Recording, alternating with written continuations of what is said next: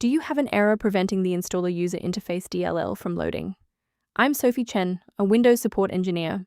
I've diagnosed the issue and have the verified solution to fix your system today.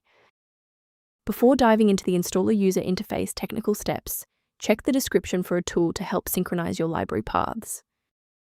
This is the installer user interface, frequently associated with the user interface modules of software installers, like those from Adobe or specialized enterprise tools. It manages the progress bar and cancel buttons.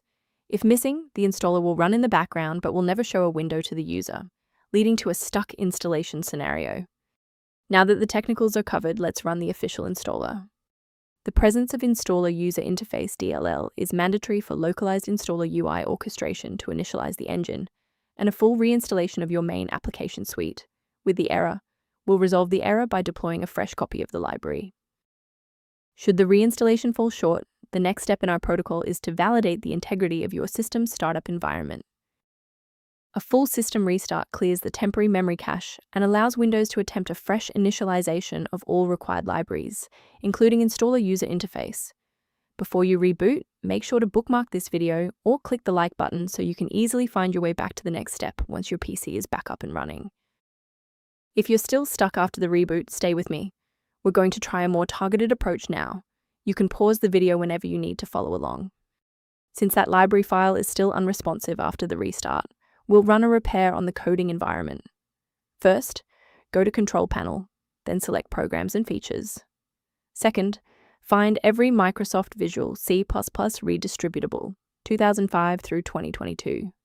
Third, right-click each and select Change, then select Repair. If that fails, download the latest all-in-one VC++ redistributable package from Microsoft's website.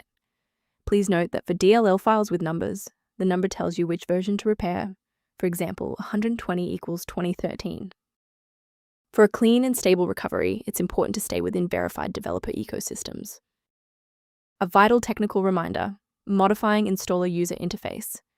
DLL manually is a high-risk procedure that can overwrite essential library files. Your hardware depends on for basic functionality and secure processing. To complement these security best practices, you may want to consider using a diagnostic resource to help manage your system's library references.